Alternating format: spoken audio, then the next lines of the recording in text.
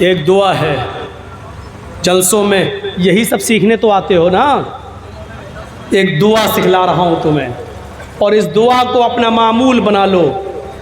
جاؤ، کعبے کے رب کی قسم، جنت میں جانے سے کوئی چیز نہیں روک سکتی۔ وہ دعا کون سی ہے؟ نوٹ کرو، تھوڑی سی بڑی ہے۔ من قرأ آیت الکرسی بعد کل صلاۃ مکتوبۃ لم یمنعہ من دخول الجنۃ الا الموت۔ خود اللہ کے نبی نے کہہ دیا کہ جنت میں جانے سے اس کو کوئی چیز نہیں روک سکتی۔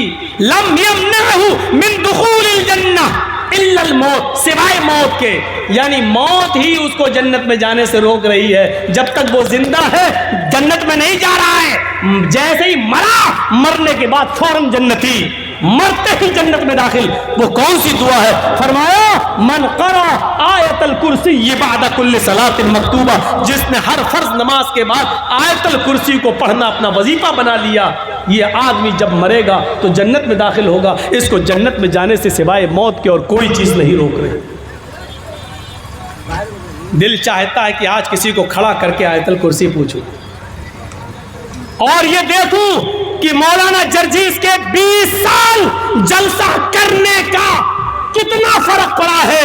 20 سال سے جو تقریریں ہو رہی ہماری، ان تقریروں کا کتنا اثر ہماری زندگی پر پڑا ہے۔ آج دل چاہتا ہے کہ کسی کو کھڑا کر کے پوچھوں آیت الکرسی۔ بہت سے لوگ سر نیچے کرنے لگے ہیں، ہمیں کھڑا نہ کر دیا جائے۔ ایک چیز سے ڈر لگتا ہے بس، کہ کھڑا کر کے کسی کو پوچھ لوں تو وہ یہ نہ کہہ دے تیری نظر ہم ہی پہ پڑنا تھی اور کوئی نہیں ملا تجھے، بھرے مجمع میں مجھے کو انسلٹ کرنا تھا، میری بے عزتی کرانا تھی۔ بھائی اب میں اتنے مجمع میں کسی کو بھی کہوں گا تو کوئی کسی کو بھی کہہ سکتا ہوں میں ایک کو، اور اس کو یاد نہ نکلی تو وہ تو یہ سوچے گا نا دل میں کہ صاحب اتنے مجمع میں ہماری طرف انگلی اٹھنا تھی۔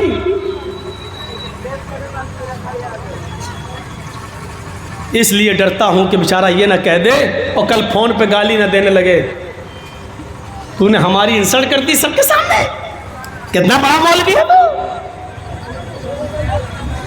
آیت الکرسی کو یاد کریے،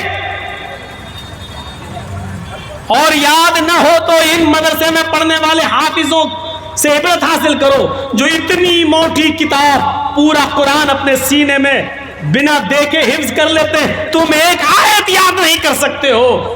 لمبی آیت ہے تو کیا ہوا، جو پورا قرآن یاد ہو سکتا ہے تو ایک آیت یاد کیوں نہیں ہو سکتی ہم سے؟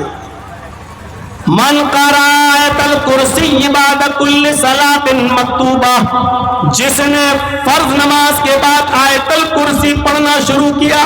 اب آیت الکرسی پڑھنے سے ہی جنت تھوڑی مل جائے گی، آیت الکرسی کو شرط کے ساتھ بیان کیا۔ فرض نماز کے بعد جس نے پڑھنا اپنا وظیفہ بنایا، تو آیت الکرسی کو پڑھنے کا مطلب کیا ہے؟ اللہ تعالیٰ کے نبی چاہتے ہیں کہ وہ آدمی پانچوں وقت نمازی بھی بن جائے، کیونکہ فرض نماز کے بعد پڑھنا ہے تو پانچوں ٹائم کی فرض نماز پڑھو اور پانچوں ٹائم یہ آیت الکرسی بھی پڑھو۔ آیت الکرسی پڑھنے سے جنت نہیں مل رہی ہے، فرض نماز کے بعد آیت الکرسی پڑھنے سے جنت مل رہی ہے۔ تو جب فرض نماز کے پابند بنو گے تو پاک بھی رہو گے، جب پاک رہو گے تو وضو بھی بناؤ گے، جب وضو بناؤ گے تو غسل بھی کرو گے، کیونکہ یہ ساری چیزیں اس سے جڑ جاتی ہیں۔ تو من قرأ آیت الکرسی بعد کل صلاۃ مکتوبہ، جس نے ہر فرض نماز کے بعد آیت الکرسی پڑھی، انعام، رزلٹ، نتیجہ، جزا، لم یمنعہ من دخول الجنۃ الا الموت، اس کو جنت میں جانے سے موت روک رہی ہے، بس موت کے سوا کوئی چیز اس کو جنت میں داخل ہونے سے نہیں روک رہی ہے۔ یہ آدمی مرے گا اور سیدھے جنت کے اندر داخل ہوگا، مرتے ہی جنتی۔ آؤ، ایک تو لمبی دعا بتا دی آیت الکرسی، ایک بہت چھوٹی بتا دیتا ہوں، بہت چھوٹی، اور میں سمجھتا ہوں کہ وہ سب کو یاد ہوگی۔ میں بھرے مجمع میں کہہ رہا ہوں، یہ ایسی دعا ہے جو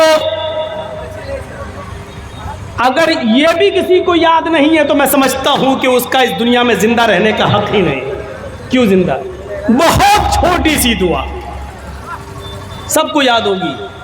اور وہ چھوٹی سی دعا ضرور ہے لیکن ہے کیا؟ الا ادلکم علی کنز من کنوز الجنہ قالوا بلا یا رسول اللہ. اللہ کے نبی کہتے ہیں اے میرے صحابیوں کیا میں تمہیں جنت کے خزانوں میں سے خزانہ نہ دے دوں؟ جنت کی پراپرٹی میں سے ایک پراپرٹی نہ دے دوں؟ جنت کے خزانوں میں سے ایک بڑا خزانہ نہ دے دوں؟ جھاڑو رکھنے کے برابر بھی اگر جگہ مل جائے جنت میں ہمیں اور آپ کو تو سمجھ لو کہ بہت کچھ مل گیا. لیکن اللہ کے نبی کہہ رہے ہیں کیا میں تمہیں جنت کے خزانوں میں سے ایک بہت بڑا خزانہ نہ بتا دوں؟ صحابہ نے کہا کیوں نہیں؟ اے اللہ کے نبی بتاؤ کیا ہے وہ جنت کے خزانوں میں سے بڑا خزانہ؟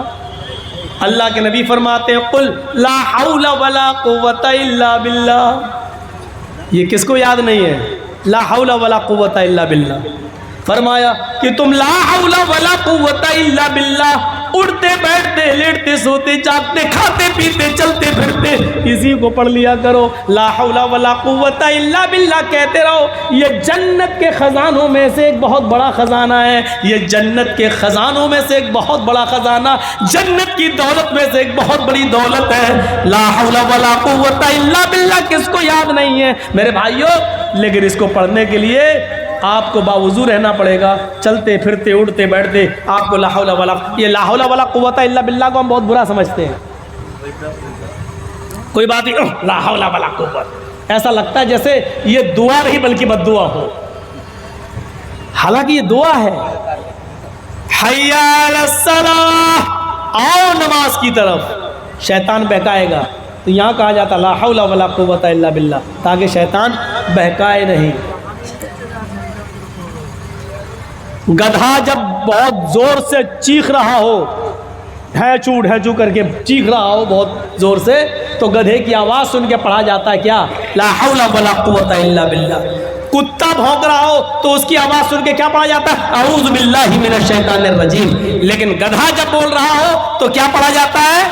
گدھا جب آواز کر رہا ہو, ڈھینگ رہا ہو, ڈھیک مار رہا ہو تو لا حول ولا قوت الا باللہ. لیکن یہ صرف گدھے کے چیخنے پر ہی نہیں پڑھی جائے گی بلکہ آپ اس کو پڑھتے رہیے. اٹھ رہے ہیں لا حول ولا قوت الا باللہ, لا حول ولا قوت الا باللہ, لا حول ولا قوت الا باللہ. اٹھتے بیٹھتے لیٹتے سوتے جاگتے کھاتے پیتے چلتے پھرتے لا حول ولا قوت الا باللہ کو اپنا وظیفہ بنا لو. یہ کیا ہے؟ جنت کے خزانوں میں سے خزانہ ہے. اللہ کے نبی فرماتے ہیں جنت کے خزانوں میں سے خزانہ ہے.